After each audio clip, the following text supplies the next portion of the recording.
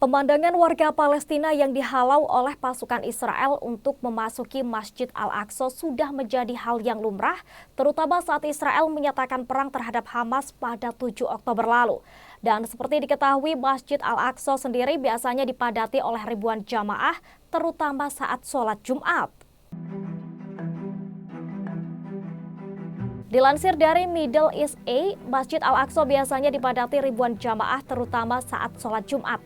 Tetapi kini pembatasan sewenang-wenang oleh pasukan Israel membuat jamaah tidak bisa memasuki kompleks masjid. Bentrok kerap terjadi karena umat muslim tidak bisa melaksanakan kewajibannya. Dan selama beberapa minggu terakhir, pasukan Israel menembakkan gas air mata ke arah warga Palestina yang mencoba sholat di jalan-jalan sekitar Al-Aqsa. Mereka juga menyerang beberapa jurnalis yang meliput peristiwa tersebut. Jihad Toha yang juga dilarang masuk pada hari Jumat. Ia mengatakan pembatasan tersebut adalah bagian dari kampanye yang lebih luas terhadap penduduk Palestina di Yerusalem. Meskipun laki-laki muda lebih mungkin untuk dihentikan dibandingkan kelompok usia dan jenis kelamin lainnya, mereka bukanlah satu-satunya target oleh pasukan Israel. Basima Zaidan, seorang wanita berusia 57 tahun yang berjalan kaki ke masjid dari lingkungan Ras Al-Amud di Yerusalem, mengatakan dia disuruh pulang oleh petugas polisi setelah menunggu selama 30 menit. Sholat Jumat yang biasanya dihadiri rata-rata 50.000 jamaah di dalam dan sekitar masjid, hanya dihadiri sekitar 4.000 jamaah pada minggu ini. Wakaf Islam atau wakaf keagamaan adalah organisasi yang ditunjuk Yordania yang bertanggung jawab atas kontrol dan pengelolaan situs-situs Islam di kompleks keagamaan Al-Aqsa.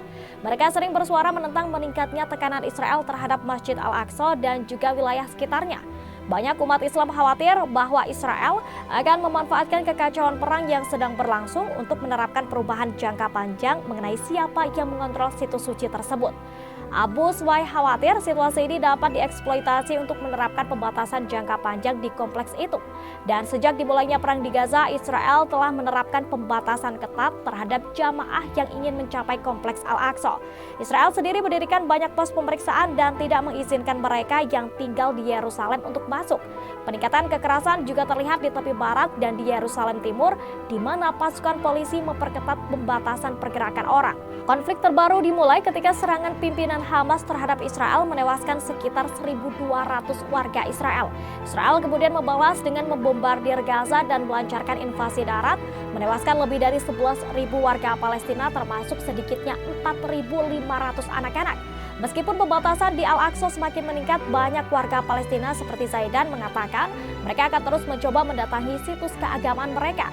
Dan bagi mereka, Masjid Al-Aqsa merupakan simbol perjuangan mereka melawan pendudukan Israel dan juga merupakan situs spiritual yang dihormati.